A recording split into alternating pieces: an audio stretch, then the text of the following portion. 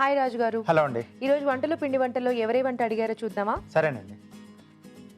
ఇవాళ కాకినాడ నుండి అనురాధ గారు రాశారండి. ఓకే. బీరకాయ పెసరపప్పు ఇగురు ఎలా తయారు చేసుకోవాలో చూపించమన్నారు. ఓకే. సో కొంచెం కమ్మగా ఉండే డిష్ ఇది. సో బీరకాయతో పెసరపప్పు కాంబినేషన్ నాకు తెలిసి చాలా టేస్టీగా ఉంటుంది కదా. చాలా బాగా వస్తుంది. చేసుకోవడం కూడా చాలా easy. Yes. So and easy and tasty వంట అంటే అందరికీ చాలా ఇష్టం. అవును. ఓకే, మరి స్టార్ట్ చేసేద్దాం రాజు గారు. తప్పకుండా. ఓకే, బీరకాయ పెసరపప్పు ఇగురు తయారు చేసుకోవడానికి కావాల్సిన పదార్థాలు ఏంటో చూద్దాం. బీరకాయ పెసరపప్పు ఇగురు తయారు చేసుకోవడానికి కావలసిన పదార్థాలు: బీరకాయ ముక్కలు 1 కప్పు, నానబెట్టిన పెసరపప్పు 1/2 కప్పు, తరిగిన పచ్చిమిరపకాయలు 2, ఉప్పు తగినంత, కారం తగినంత, పసుపు చిటికెడు, కరివేపాకు 2 రెమ్మలు, వెల్లుల్లి రెబ్బలు 4, పోపు దినుసులు 1 టీ స్పూన్, ధనియాల పొడి 1 టీ స్పూన్, జీలకర్ర పొడి 1 టీ స్పూన్, కొత్తిమీర కొద్దిగా, నూనె 3 టేబుల్ స్పూన్లు, నువ్వుల పొడి 1 టేబుల్ స్పూన్. కావాల్సిన పదార్థాలు చూసాం కదా రాజు గారు, స్టార్ట్ చేద్దామా? ఓకేనండి. సో ముందుగా పోపు వేసేసుకుందాం. ఓకే, సో మనకి ఇగురుకి కొంచెం పోపు బాగా ఉంటే మనకి టేస్ట్ బాగుంటుంది కదా. ఎస్. సో కొద్దిగా నూనె. ఓకే. సో కొద్దిగా నూనె వేసుకుని ఎండుమిరపకాయలు, ఓకే, అలాగే పోపు దినుసులు. సో దీని కొరకు మనం పెసరపప్పును 1 గంట ముందుగా నానబెట్టేసుకుంటే సరిపోతుంది. ఓకే. సో కొంచెం మనకి నానబెట్టిన తర్వాత వేస్తే కొంచెం పలుకులుగా బాగుంటుంది, కమ్మదనం అనేది కూడా బాగా తెలుస్తుంది. సో అలాగే బీరకాయని మనం ముక్కలుగా కట్ చేసుకునే ముందు ఒకసారి కొంచెం చిన్న ముక్క టేస్ట్ చూసుకోవాలి. యా, కొంచెం చేదు ఉండే ఛాన్స్ ఉంటుంది. ఛాన్సెస్ ఉన్నాయి. వెల్లుల్లి రెబ్బలు, అలాగే కరివేపాకు.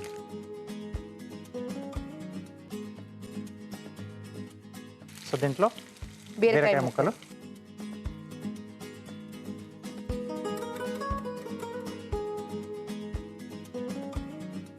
రుచికి సరిపడా ఉప్పు, కొద్దిగా కారం, ఓకే, కొంచెం పసుపు. ఓకే. సో ఇక్కడ బీరకాయల ప్లేస్ లో కావాలి అనుకుంటే మనం సొరకాయ కూడా తీసుకోవచ్చు కదా. వాటర్ వెజిటబుల్స్ దేంతో చేసుకున్నా మనకంటే ఈ పెసర కాంబినేషన్ లో చాలా బాగుంటుంది. సొరకాయ కానీ పొట్లకాయ కానీ కొంచెం కమ్మగా ఉంటుంది కాబట్టి పెసరపప్పు మనకి బాగా సెట్ అవుతుంది కాంబినేషన్. ఎస్ అండి. సో ఇక్కడ కొంచెం బీరకాయ మగ్గాలి కదా. మగ్గాలి, మూత పెట్టేసుకుందాం. సో బీరకాయ గనక మగ్గిపోతే మనకి నెక్స్ట్ ప్రాసెస్ చేసుకోవచ్చు అన్నమాట. ఎస్. ఓకే, ఆలోపు ఒక చిట్కా చూసేద్దాం. మీకోసం మొదటి చిట్కా: ముఖంపై మొటిమలు ఎక్కువగా ఉన్నవారు బచ్చలి ఆకుల్ని నూరి మొటిమలపై పెట్టుకుంటూ ఉండాలి. ఇలా చేయడం వలన మొటిమలు తగ్గి మీ ఫేస్ కాంతివంతంగా అవుతుంది. చిట్కా చూసారు కదా రాజుగారు, చూద్దామా?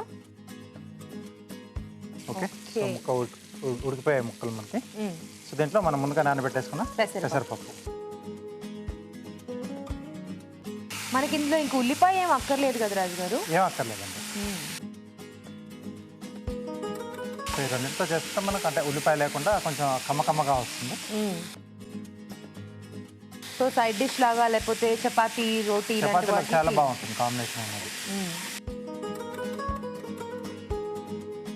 అండ్ ఇలాంటివి మనకు త్వరగా అయిపోతాయి కాబట్టి చపాతీలు ఎలాగూ మనకి రోజు ఇంట్లో చేసుకుంటూ ఉంటాం. సో రోల్స్ లాగా చేసేసుకుని హ్యాపీగా బాక్సుల్లో కూడా పెట్టుకుని పంపించవచ్చు అన్నమాట. చేసుకోవచ్చు.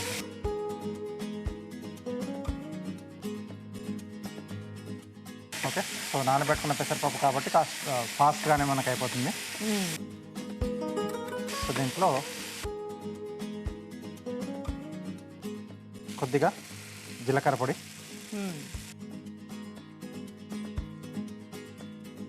అలాగే సో ఎంటీఆర్ మసాలా వారి ధనియాల పొడి అండి. ఓకే.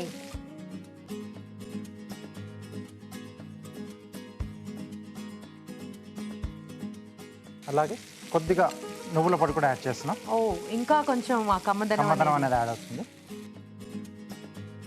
సో ఇలాంటి రెసిపీస్ ఏంటంటే ఫాస్ట్గా అయిపోతాయి, చాలా టేస్టీగా కూడా ఉంటాయి. ఎస్.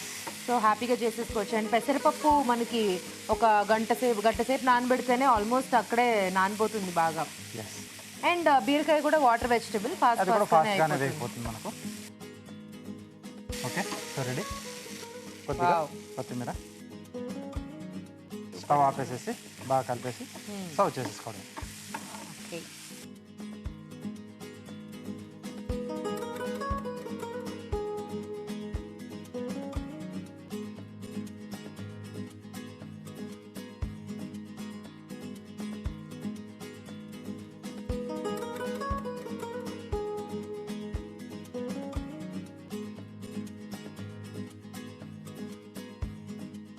కొద్దిగా కొత్తిమీర.